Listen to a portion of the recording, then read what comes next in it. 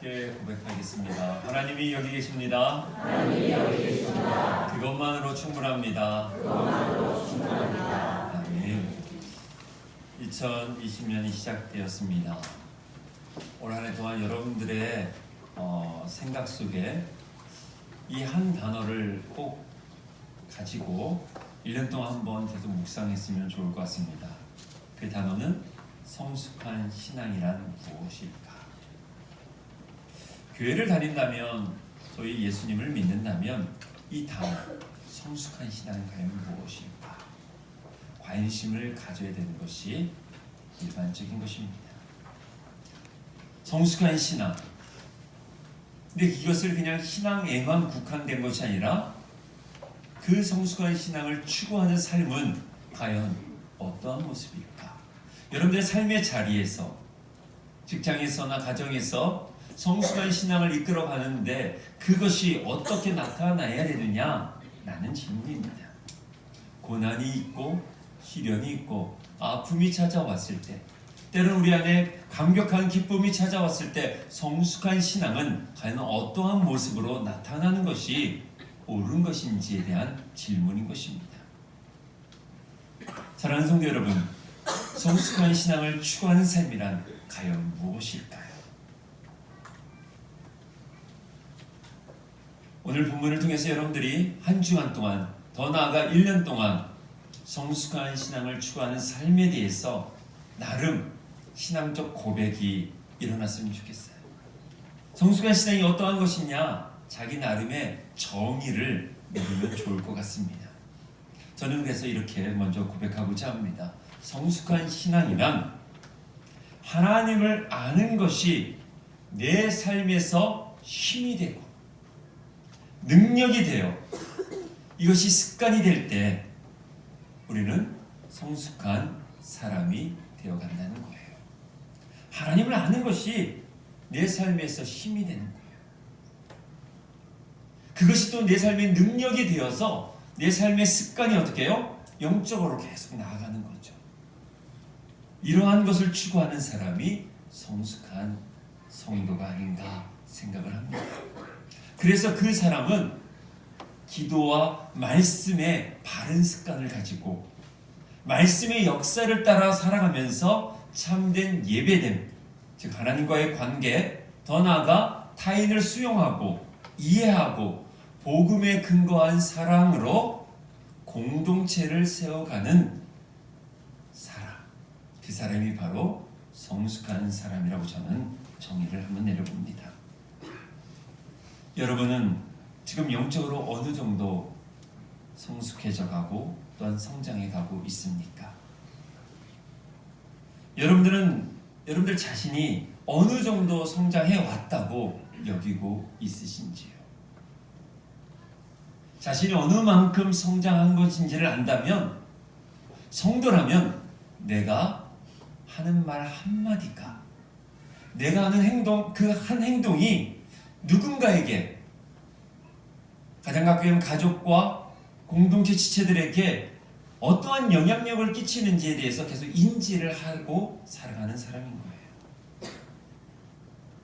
그래서 성숙한 사람이라면 이 한마디를 신중하게 하고 한 행동을 진실하게 해야 하는 것이죠. 그래서 내가 무엇을 해야 되는지 그것을 바로 알므로 인해서 사명 앞에 살아가고, 그리고 헌신하고, 그리고 겸손한 시간을 배워가는 사람이 바로 성숙한 신앙을 가진 사람인 것 같습니다. 자, 그렇다면 올 한 해 동안 2020년을 보내는 우리 사랑하는 성도들 가운데 좋은 신앙, 성숙한 신앙을 가지려면 어떻게 해야 할까? 오늘 함께 나누고자 합니다. 좋은 신앙, 성숙한 신앙을 가지려면요, 간단합니다. 기본을 충실하게 하는 거예요. 이거는 세상의 이치와도 같은 것 같습니다. 제일 먼저 기본을 바로 아는 것이 중요합니다. 신앙의 기본기를 오늘 점검할 수 있는 시간 되기를 간절히 소망합니다. 자, 기본기에서 가장 기본이 뭐냐? 기도입니다. 여러분들에게 묻습니다. 여러분들은 얼마나 기도하고 있으십니까? 매일 얼마나 기도하고 있느냐는 거예요. 이 질문은 시간을 정하여 기도하는 시간이 얼만큼 되냐는 어떻게 보면 되게 원초적인 질문입니다. 마태복음 6장 6절에 이런 말씀이 있습니다. 너는 기도할 때 내 골방에 들어가 문을 닫고 은밀한 중에 계시는 내 아버지께 기도하라. 은밀한 중에 보시는 내 아버지께서 갚으시리라 라고 말씀하고 있습니다. 골방에 들어가라는 단어가 참 중요합니다. 은밀한 공간이죠.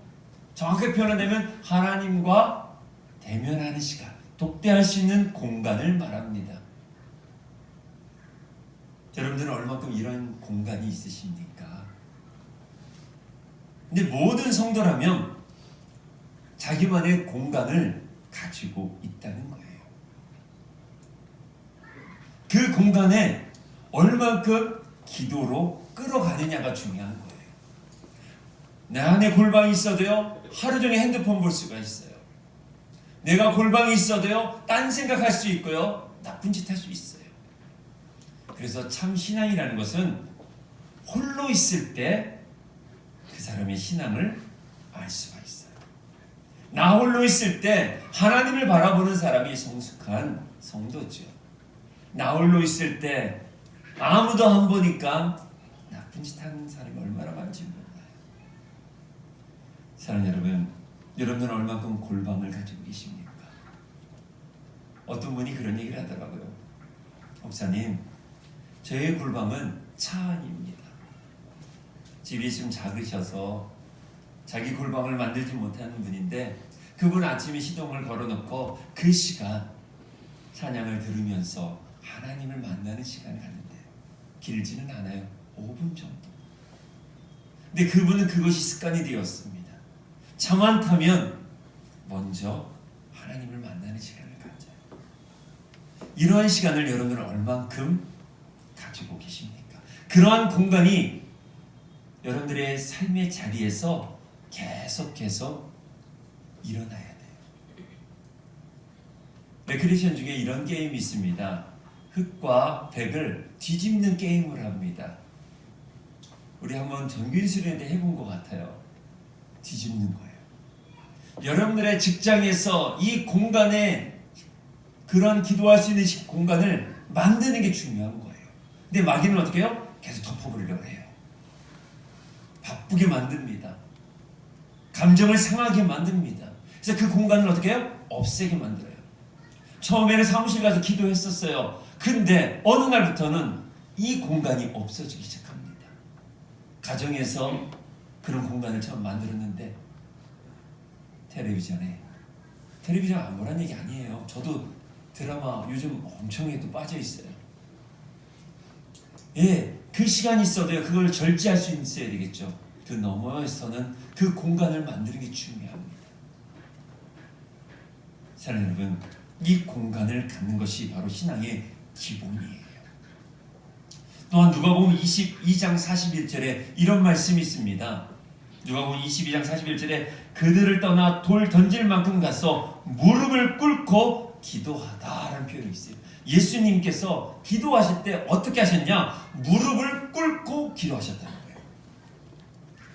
신앙의 기본 자세가 기도라고 했는데 기도의 기본 자세는 뭐냐? 무릎 꿇음입니다. 어떤 분이 이렇게 말할 수 있겠죠. 자세가 뭐가 중요하냐? 아니요. 자세는 정말 중요해요. 특히 전문 영역에 들어갈수록 이 자세는 아주 중요합니다. 음악을 할 때 보면요, 이 자세가 중요해요. 피아노 칠 때 보면요, 그냥 꺼부스름하게 이렇게 치지 않아요. 바른 자세. 바이올린 할 때도 바른 자세. 운동은 더 그렇습니다. 운동에 있어서 자세는요 아주 중요해요. 공부도 마찬가지겠죠. 내 기도도 마찬가지예요. 사랑하는 여러분, 기도의 기본 자세는 두 손을 모으는 거예요. 발짱 끼고 하는 거 아니에요. 예, 서양에선 발짱 해요. 그러나 여러분들, 우리의 기도의 기본 자세는 무릎을 꿇고 두 손을 모으는 거예요. 하나님 앞에서 겸손한 자세를 갖는 것은 매우 중요합니다. 사랑하는 여러분, 이러한 시간과 공간을 만들어서 하나님께 나아가는 이 기도의 자세는 우리 성도의 성숙한 신앙을 위해서 가장 중요한 자세예요. 여러분들 기도의 자세를 한번 체크해 보십시오.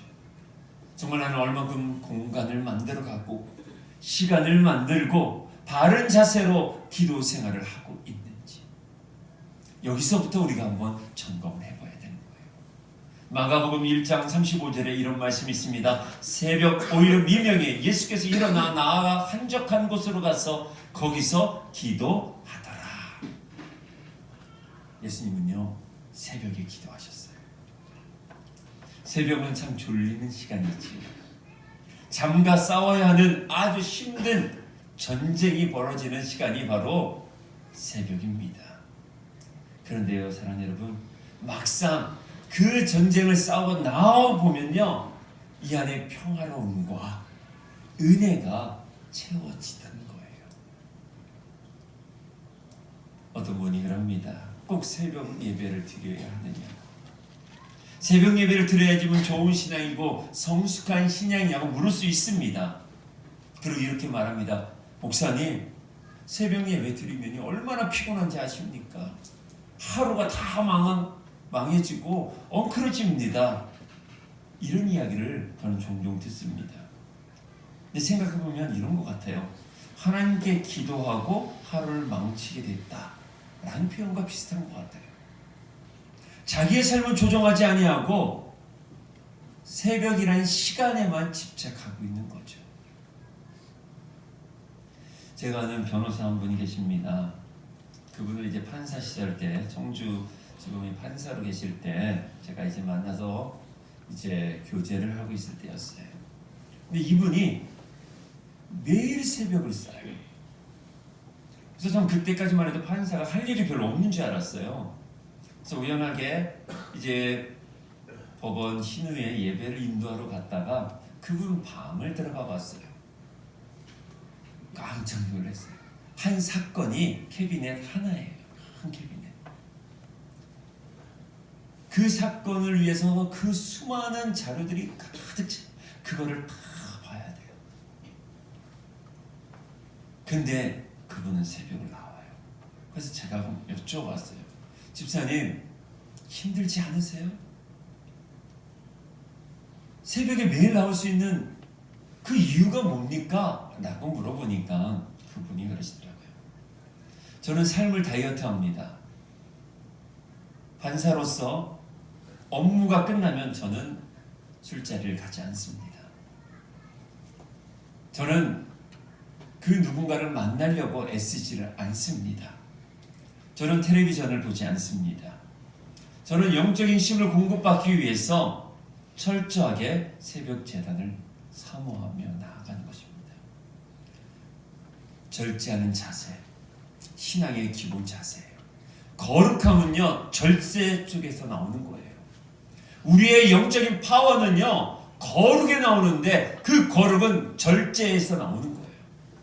우리가 세상에서 승리할 수 있고 세상으로부터 존경을 받을 수 있는 유일한 하나의 방법은 거룩성을 회복하는 거예요. 근데 그 거룩은요, 절제 속에서만 나올 수 있는 거예요. 이것이 영적인 파워입니다. 다니엘 6장 10절에 이런 말씀이 있습니다. 다니엘이 이 조서에 왕의 도장이 찍힌 것을 알고도 자기 집에 돌아가서 윗방에 올라가 예루살렘을 향한 창문을 열고 전에 하던 대로 하루 3번씩 무릎을 꿇고 기도하며 그의 하나님께 감사하였더라. 다니엘은요, 자신이 붙잡혀 죽을 줄도 알고도 기도를 했습니다. 기도를 했을 때 자기 삶에 어떤 불이익이 다가오는지를 정확하게 알고 있었어요. 그럼에도 불구하고 기도했다고 성경은 기록하고 있습니다. 사랑하는 성도 여러분, 기도하기로 결정했을 때 어떠한 불이익이 여러분들에게 따를까요? 새벽에 일어나기로 결정했을 때, 금요 겨자씨 기도에 나오기로 결정했을 때 여러분들 삶에 어떠한 불이익이 따를까요? 여러분들 삶의 자리에서 공간을 확보하고 기도의 시간을 확보하면서 30분 또한 1시간 이상을 기도했을 때 어떤 불편함과 어떤 손해가 여러분들 삶 가운데 따를까요? 분명히 손해가 오고 불편함이 따르지만 다니엘은 하루에 3번 이전에 정해졌던 기도의 루틴을 따라서 계속 기도를 했다는 거예요. 이것이 중요합니다. 신앙의 성숙한 신앙을 갖기 위해서는요, 기도의 루틴이 있어야 돼요. 모든 운동이나 음악이나 모든 부분에는요, 루틴을 가지고 있어야 됩니다. 신앙도 마찬가지입니다. 자신의 루틴이 있어야 돼요. 여러분은 기도의 루틴이 있으십니까? 성숙한 신앙의 기본은 바로 기도의 루틴을 철저하게 지켜가는 거예요. 철저하게 지키기 위해서 우리에게 필요한 것은 불편함을 기꺼이 감수하고 손해보는 것을 감수할 수 있는 거룩의 능력에서 나오는 것입니다. 여러분들 삶 가운데 분명히 기도의 생활을 한다면 여러 가지 불이익이, 불편함이, 피곤함이 여러분들에게 따를 거예요. 그러나 사랑하는 여러분, 기도의 루틴을 잊지 마십시오.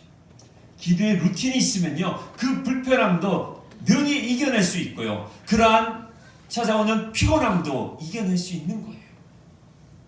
사랑하는 여러분, 이 기본기가 올 한 해 동안 여러분들이 회복되어서 시간과 공간 속에서 기도를 통해서 하나님의 마음을 알고 하나님의 마음이 어느 곳에 있고 하나님이 바라보는 것이 무엇인지를 알아갈 수 있는 하나님의 사람이 되기를 간절히 축원합니다.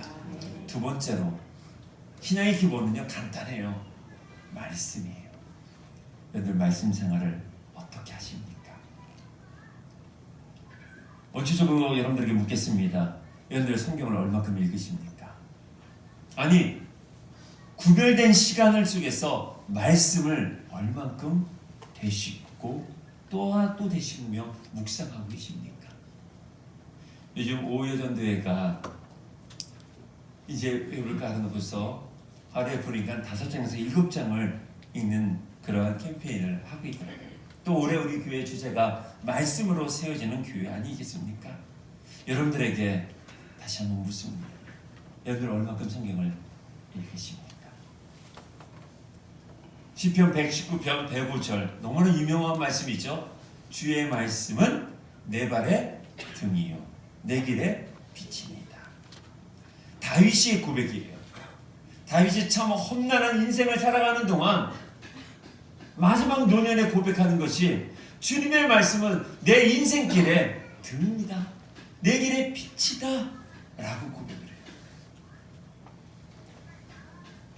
내가 가는 발을 비추는 등, 내 길을 비춰주는 빛이 되는 것이 바로 곧 말씀인데, 말씀을 보지 않으면서 하나님의 뜻을 모른다고 우리는 말하고 있지요.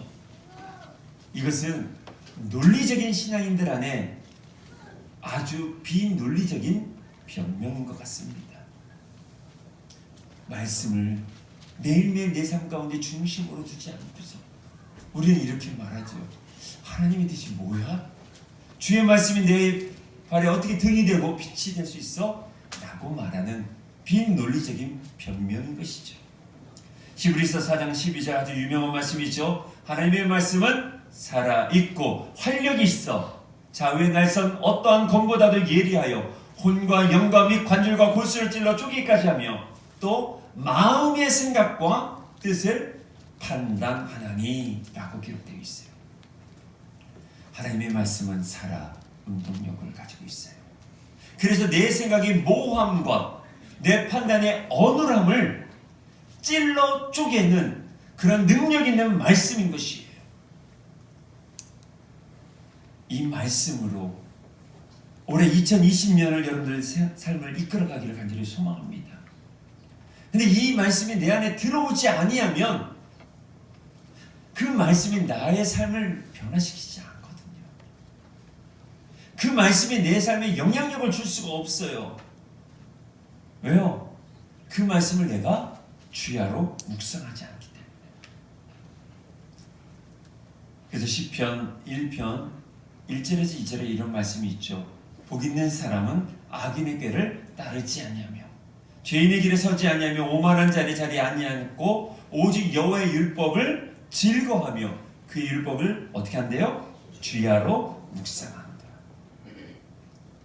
우리들의 마음이요, 교회를 다니면서 선한 마음으로 많이 바뀌어졌어요. 그래서 내가 악인의 꾀를 쫓지 말아야지, 이런 죄인의 길에 서지 말아야지, 오만한 자리에 앉지 말아야지 라는 그런 마음이 우리 안에 양심으로 작동을 해요.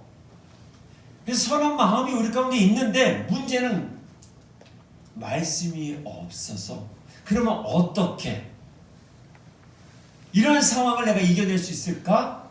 라는 그 질문 앞에서 우리가 넘어진다는 거예요. 그래서 선한 마음은 갖고 있지만 항상 악인의 꾀에 빠져 있고요, 죄인의 길에 서 있고요, 오만한 자리에 우리가 앉고 있다는 거예요.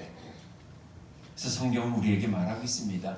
주야로, 아침에 일어나서 저녁에 잠들 때까지 하나님의 말씀을 가까이 하라는 거죠. 그래서 신명기에 보면 회마 교육할 때 미간에다가 하나님의 말씀을 달고 있었죠. 그리고 손목에다가 말씀을 차서 또 집 앞에 문설주에다 그 하나님의 쉐마의 글을 그려놓고서 매일매일 주야로 하나님의 말씀을 인지하고 묵상하고 그 말씀 따라 살아가려고 히브리인들은 노력을 했었어요. 여러분들의 가정에는 말씀이 얼마큼 있습니까? 여러분들의 가정, 거실, 서재, 주방에 말씀이 있으십니까? 여러분들의 승용차에 하나님의 말씀이 있으십니까? 여러분들 사무실에 모니터 앞에 하나님의 말씀이 있으십니까? 여러분들 핸드폰 안에 말씀이 있습니까? 우리는 이 말씀이 주일용 아닙니까? 요즘 주일날만 갖고 오는 말씀이 된다면 이거는 살아계신 하나님의 말씀이 아니라 그냥 성경책이에요. 아무런 능력이 없는 거예요. 그러면 이 자체는요, 이 성경은요, 책의 그냥 종이에요. 하지만 이것을 여러분들 주야로 묵상한다면 살아계신 하나님의 말씀이 되어 여러분들의 모호한 생각을, 여러분들이 가지고 있었던 그러한 아둔한 행동들을 깨닫게 해주신다는 거예요. 그래서 이 말씀을 어떻게 해야 됩니까? 주야로 묵상해야 돼요. 여호수아 1장 8절에 이런 말씀이 있습니다. 이 율법을 내 입에서 떠나지 말게 하라. 거기도 그렇게 표현하고 있어요. 그 이 말씀을 주야로 묵상하여 그 안에 기록된 것을 다 지켜 행하라. 그리하면 내 길이 평탄해질 것이고 형통하리라 그랬어요. 이 말씀을 받은 여호수아의 상황을 잘 보면요, 요단강을 건너가기 전에 아주 중요한 일을 해야 될 그때였던 거예요. 중요한 일을 앞두고서 하나님께서 주신 말씀이에요. 너희는 어떻게 해야 되는 방법론을 가르쳐주시지 아니하고 신앙의 기본 자세를 가르쳐주고 있습니다. 혹시 여러분들의 삶 가운데 중요한 일들이 있고 또는 여러분들 삶에 아주 중요한 삶을 이끌어가야 될 일들이 있다면 하나님은 방법을 가르쳐달라고 기도하지 마시고 신앙의 기본 자세를 다시 한번 점검해 보십시오. 정말 여러분들 입술에 하나님의 말씀이 있습니까? 우리는 영생을 얻은 하나님의 백성으로서 이 입으로 두 개의 말을 하면 안 되지 않습니까? 우리는 오직 하나님의 말씀을 말해야 되지 않겠습니까? 하나님의 말씀으로 인해서 오는 선한 영향력을 끼칠 수 있는 언어를 해야 되지 않겠습니까? 오늘 성경은 분명히 말하고 있습니다. 율법을, 하나님의 말씀을 내 입에서 떠나지 말게 하라 그랬어요. 이 말씀이 떠나지 아니할 때 이 말씀이 내 심령 안에 들어와 지난 몇 주 전에도 말씀했지만 내 안에 근본적으로 갖고 있는 이 모국어가 있어요. 수많은 어릴 적부터 들었던 거친 말들, 상처의 말들, 그런 아픔의 말들이 내 어렵고 위기 상황 가운데 이 모국어가 나오게 돼 있거든요. 이 모국어를 지배하게 된다는 거예요. 근데 우리 성도들 가운데도 이 말씀이 내 안에 떠나 있는 분들 보면 예수 믿는 사람인데도 불구하고 목사인데도 불구하고 이 모국어가 나오잖아요. 거친 말이 나오고 부정한 말이 나오고 사람을 정죄하는 말이 나오고 옳고 그름만 판단하는 말만 나오잖아요. 왜 그래요? 말씀이 없어서 그래요.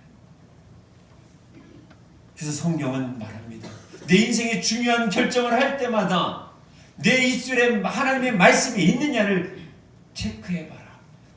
그리고 그 말씀을 묵상해라. 어떻게 해요? 주야로. 그리고 그것을 지켜 행하라는 거예요. 사랑하는 여러분, 우리는 영적 전쟁을 하는 하나님의 사람들입니다. 매일매일 여러분 삶에 치열하게 영적 전쟁을 해야 되는 하나님의 사람들입니다. 그렇다면 먼저 여러분들의 입술에 하나님의 말씀이 머물도록 해야 하는 것이에요. 이건 아주 중요합니다. 내 안에 주의 말씀이 머물렀을 때 그때부터 능력이 있고요, 파워가 있고 권세가 있고 변화의 역사가 일어나요. 그런데 내 안에 생각만 머물러 있는 분들이 있어요. 어떤 상황에 대한 생각, 어떤 판단에 대한 생각, 그런 것만 있다면 하나님의 영향력이 내 삶 가운데 들어오지는 않는 거예요. 사랑하는 여러분, 우리들 안에 올 2020년도 해야 될 작업이 바로 여기 있습니다. 내 생각을 하나님 말씀 안으로 끄집어 갖고 들어가야 하는 작업. 그래서 하나님 말씀 앞에 끊임없이 한번 뒤에서 질문을 던져보셔야 돼요. 하나님, 제가 이러한 생각을 하고 있는데 하나님 보시기에는 어떻습니까? 그래서 기도와 말씀으로 끊임없이 질문을 던져보는 거예요.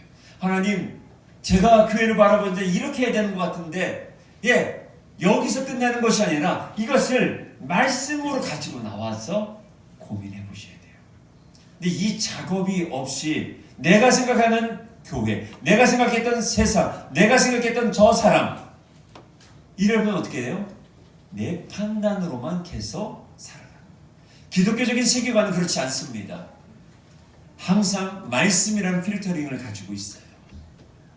이 말씀으로 가지고 나와 끊임없이 씨름한 겁니다. 야곱이 하나님과 천사와 씨름했던 것처럼 말씀을 가지고 끊임없이 씨름하는 거예요. 하나님, 제가 직장에 대해서 이런 문제를 가지고 있는데 말씀을 그렇게 해서, 그래서 여러분들 주야를 묵상하는 거예요. 그래서 그 말씀과 함께 씨름해보는 거예요. 그래서 하나님의 뜻이 무엇인가를 분별할 수 있는 그런 성숙한 기본기를 회복할 수 있는 믿음의 성도들 되길 간절히 소망합니다. 그래서 올해 꼭 한 번은 통독을 했으면 좋겠고요. 두 번째로 매일 큐티를 하십시오. 근데 이 큐티가 나 혼자를 하면 방향성을 잃을 수가 있어요. 교회는 큐티 나눈 방이 있습니다. 어렵더라도 여러분들 기록하시고, 큐티는 반드시 기록해야 됩니다. 기록하시고 적용한 것을 한번 지체적으로 나눠보세요. 매일이 힘들다면 최소한 일주일에 몇 번은 하는 훈련을 하셔야 돼요. 그러기 위해서 우리에게 절제가 필요합니다. 그래야지만 우리 안에 거룩이 나오는 것이고 성도의 능력이 나올 수 있는 것입니다. 결국 쉽지 않습니다. 정말 어려운 작업입니다. 그러나 우리가 올 한 해 동안 성숙한 신앙인으로서의 추구하는 삶을 살기 원한다면 우리 이 훈련을 하셔야 돼요. 시간과 공간을 만들어 기도하는 시간 속에서 말씀으로 접목을 하셔야 돼요. 그냥 기도하는 거 아닙니다. 말씀을 가지고 기도해야 되는 겁니다. 그래서 말씀을 묵상하고 통독하면서 큐티했던 것을 가지고 기도로 가지고 나오는 것이죠. 이러한 시간을 한번 따져보니까 아무리 못하더라도 30분은 걸리더라고요. 사랑하는 여러분, 성숙한 신앙을 위해서, 내 삶의 새로운 변화와 성장과 파워를 위해서 30분, 하루에 30분 여러분들 헌신할 수 있었으면 좋겠어요. 주님을 사랑한다면, 주님을 닮아가기를 원한다면 매일매일 이 30분을 절대 공간과 절대 시간을 만들어서 여러분들은 활용하셔야 돼요. 그러기 위해서 여러분들 하루의 시간을 조정해 보십시오. 핸드폰을 좀 멀리 하시고, 텔레비전을 좀 멀리 하시고, 누군가를 만나는 것을 좀 조정하시고 절제하셔서 기도와 말씀으로 우리의 신앙의 기본기를 다시 한번 세워갈 수 있는, 빌드업 할 수 있는 하나님의 사람이 되기를 간절히 축원합니다. 마지막으로 성숙한 신앙은 얼마나 헌신하는가에 달려 있습니다. 사실 이 부분이 참 불편한 이야기일 것입니다. 그러나 성경은 분명히 말씀하고 있죠. 로마서 12장 1절을 보면 그러므로 형제들아 내가 하나님의 모든 자비하심으로 너희를 권하노니 너희 몸을 하나님이 기뻐하시는 거룩한 산 제물로 드려라. 이는 너희가 드릴 영적 예배니라. 아멘. 헌신은요 나를 드리는 거예요. 성숙한 신앙은요 나를 드리는 신앙이에요. 나를 내려놓고 자신의 것을 포기할 줄 아는 사람이 성숙한 신앙이에요. 기도를 하기 위해서 내 시간을 포기할 수 있는 사람, 하나님의 말씀을 묵상하기 위해서 내 것을 내려놓는 것이 성숙한 것이죠. 예배를 위해서, 주님의 몸된 교회를 위해서, 하나님의 복음을 위해서 자신이 무엇을 드려야 할지 알 수 있는 사람, 알고 있는 사람, 그것을 끊임없이 삶의 예배로 추구하고자 나아가는 사람이 바로 성숙한 사람이에요.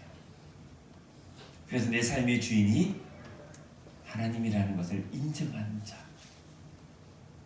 이것을 끊임없이 고백하며 삶의 자리에서 그리스도의 푸른 계절을 만들고자 몸부림치는 사람이 바로 성숙한 사람인 것입니다. 그런 성숙한 사람이 하는 행동들이 있어요. 마태복음 5장 43절에 보면 나는 너희에게 이르노니 너희 원수를 사랑하며 너희를 박해하는 자를 위해서 기도하라. 성숙한 신앙은요 내 원수라기가 좀 되게 너무 극단적인 표현인데요, 내 마음에 불편한 사람, 이해가 되지 않는 사람을 사랑하는 것이 바로 성숙한 신앙인 거죠. 참 어려운 것 같습니다. 예수 믿는 거 어려운 길이에요. 그래서 성경은 분명히 말하죠. 좁은 길이라. 좁은 길로 가라. 좁은 문으로 들어오라. 나를 불편하게 하는 회사 사람들 있지 않습니까? 나의 마음이 참 불편하게 하는 그러한 지체들이 있잖아요.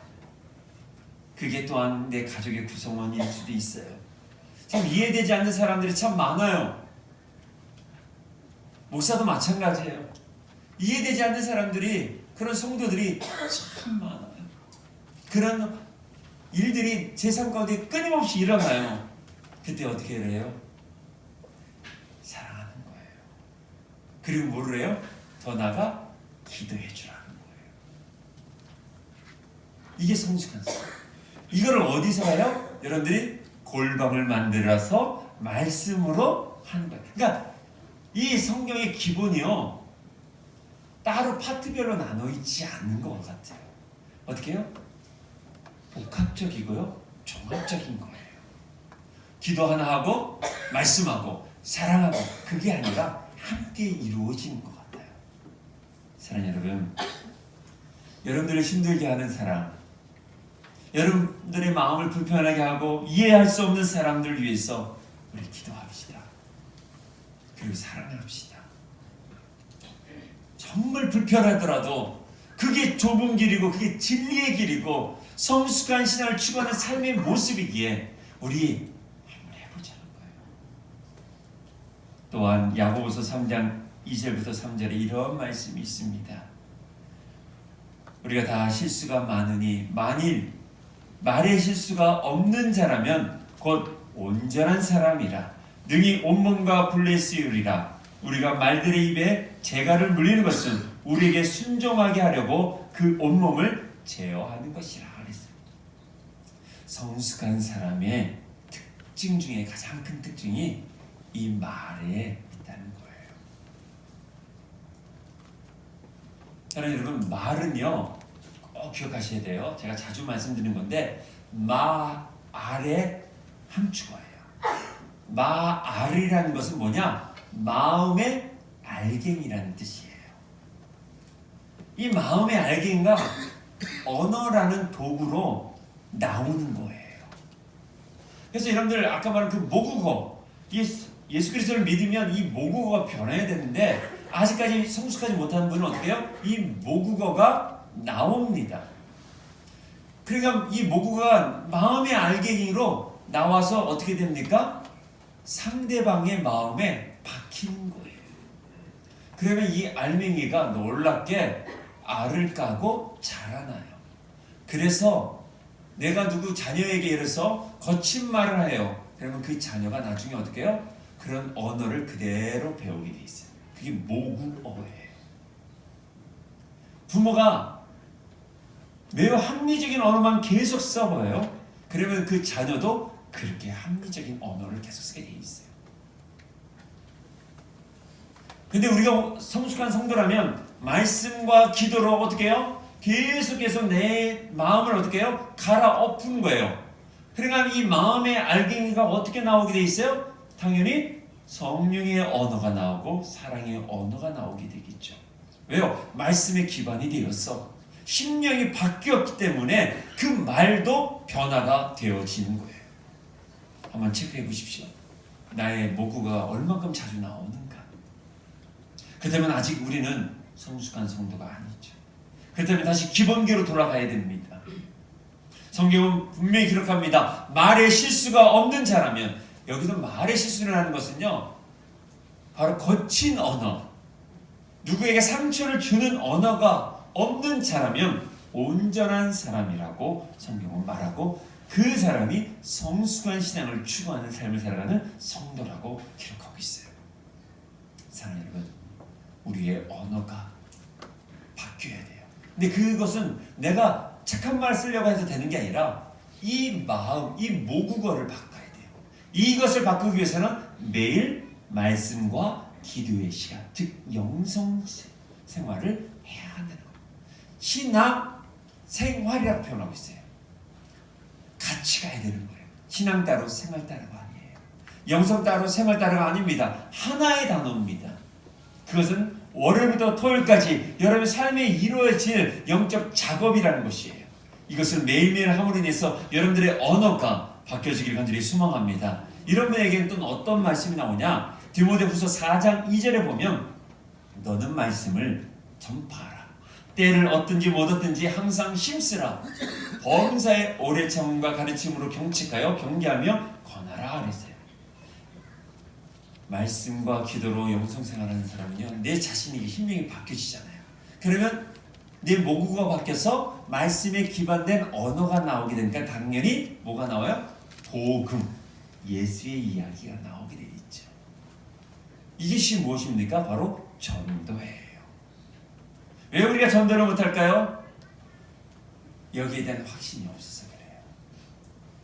이것이 완전히 뒤집어 엎어버리면요, 예수 그리스도 안에서 매일매일 말씀으로 로타리를 치면요, 좋은 열매가 맺어질 수밖에 없는 거예요. 그래서 이것을 어떻게 해요? 증거할 수밖에 없는 거예요. 내 생각을 증거하는 게 아니라 말씀에 근거에 대한, 그 말씀에 기초된 하나님의 메시지가 나오게 되어 있어요. 사랑하는 여러분, 우리는 분명히 복음을 전하는 사명을 받았습니다. 정말 성숙한 사람은 이 내면이 변해서 예수 그리스도의 복음을 전하는 사람이 바로 성숙한 사람일 것이에요. 그리고 골로새 3장 14절에서 15절을 우리 한번 다 같이 보도록 하겠습니다. 마지막 결론 부분입니다. 골로새서 3장 14절과 15절입니다.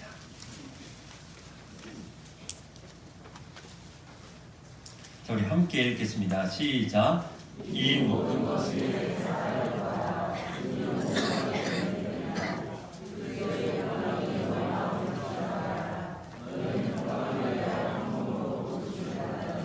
너희는 또한 감사하는 자가 되라. 아멘.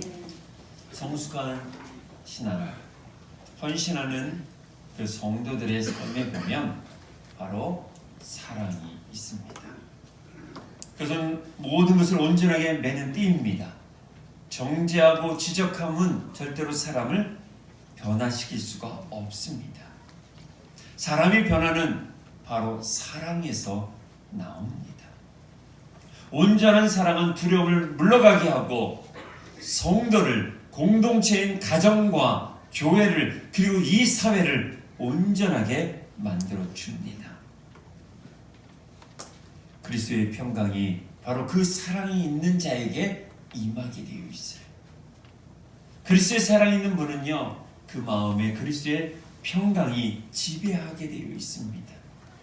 그러면요, 나타나는 현상이 있어요. 바로 감사를 고백해요. 한번 이 이론을 잘 생각해 보세요. 사랑이 있어요.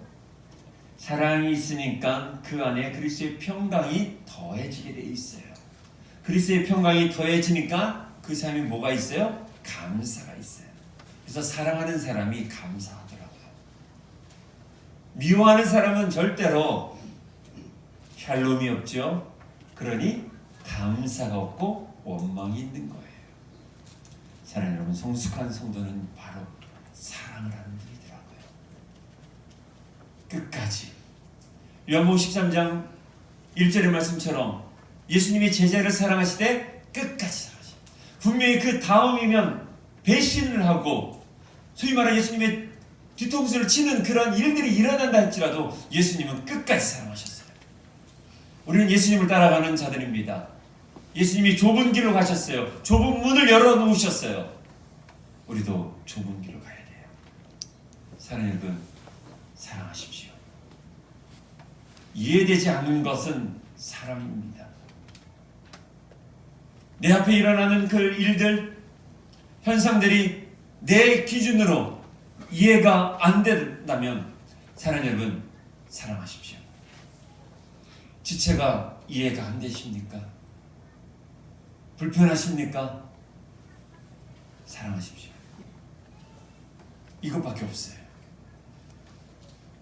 그렇지 아니하면 우리 안에 영적인 암이 생기고 결론은 공동체에서 떨어질 수밖에 없습니다. 어떤 분이 이런 말씀을 하시더라고요. 하루에 1000번씩 감사하자. 이 말은 모든 일에 감사하자는 거예요. 참 성숙한 신앙입니다. 사랑하는 여러분, 올 2020년 우리 공동체가 해야 될 작업 중에 하나가 바로 감사일기 쓰는 겁니다. 이건 영성일기입니다. 정말 그리스도의 사랑이 가득 차고, 그래서 내 지체를 사랑한다면 그리스도의 평강이 여러분들 가운데 있을 것이고, 그 안에는 분명히 감사가 일어날 것입니다. 이것을 고백하십시오. 여러분들 집에 노트를 만들어 놓든지 아니면 우리 밴드에다가 매일매일 감사 일기를 한번 써보십시오. 내 삶 가운데 하나님이 어떻게 역사하시고, 내 삶 가운데 하나님께서 어떠한 길로 이끌어 가시고 어떠한 성숙한 신앙으로 나아가야 되는지를 한번 점검해 보십시오. 사랑하는 여러분, 그래야지만 내가 어느 만큼 왔는지에 대한 신앙을 체크할 수 있어요. 내가 지금 얼만큼 내가 더 성장하고 있는지를 바라볼 수가 있습니다. 어제 한 권사님과 함께 이런 얘기를 했어요. 10년과 함께 사역해 주셔서 고맙습니다 하면서 이야기 나눈 것이 함께 변했다는 거예요.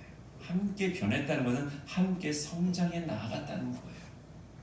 이것을 서로 성도들 안에서 서로 고백하는 것은요, 큰 격려가 되고 위로가 되고 힘을 주는 거예요. 사랑하는 여러분, 이런 운동이 가정에서 좀 일어났으면 좋겠어요. 먼저 여러분들 자녀들에게 우리 아들이 우리 딸이 이렇게 신앙이 자라났구나 칭찬해 주셨으면 좋겠고, 여러분들의 남편과 아내가 정말 기도하는 모습 보였을 때 그 모습을 칭찬해 주고 격려해 준다면 우리 공동체도 변화되어질 것이에요. 여러분들의 가정이 변해야 교회가 변할 수 있습니다. 어떤 분이 그럽니다. 왜 교회가 이렇게 안 변해요? 라고 할 때 제가 이런 질문을 했어요. 집사님의 가정은 변화되었습니까? 교회는요, 가정에서 변화되었지만 교회가 변해지는 거예요. 올 한 해 2020년도 성숙한 신앙을 추구하는 삶, 그 삶은 교회인 여러분들이 시작해야 됩니다. 그러면 첫 번째로 그 삶이 추구되는 곳이 어디냐? 가정입니다. 여러분들의 가정을 성숙하게 만드십시오. 거룩하게 만드십시오. 하나님의 나라가 임할 수 있도록 만드십시오. 혹시 여러 가지 잡초가 있다면 로타리를 치셔야 돼요. 가정 예배를 회복하시고 여러분들 한 사람 한 사람 말씀과 기도의 공간 속에 들어가서 하나님과 은밀하게 교제하시고 이것을 사랑하는 지체들과 나누면서 여러분들의 가정을 바꿔가십시오. 그러면 반드시 이 교회는 성숙해질 것이에요. 왜요? 신성교회는 바로 여러분들입니다. 사랑하는 여러분, 그래서 우리 교회가 또 다시 한번 성장한다면 우리 교회를 통해서 이 지역은 변화될 것이고 청주 지역, 특히 서청주 지역에 선한 영향력을 끼칠 수 있는 그런 공동체로 나아갈 수 있을 것입니다. 사랑하는 여러분, 그러기 위해서 다시 한번 부탁드립니다. 주 안에서 더 깊이 뿌리를 내리시고 기본기를 다지십시오. 내 신앙을 다시 한번 점검하고 주님께 나아가야 될 기본기를 무엇인지 다시 한번 갖춤으로 인해서 올 한 해 동안 하나님이 주신 놀라운 축복과 은혜를 경험할 수 있는 믿음의 성도들 되길 주의 이름으로 축복합니다. 기도하겠습니다.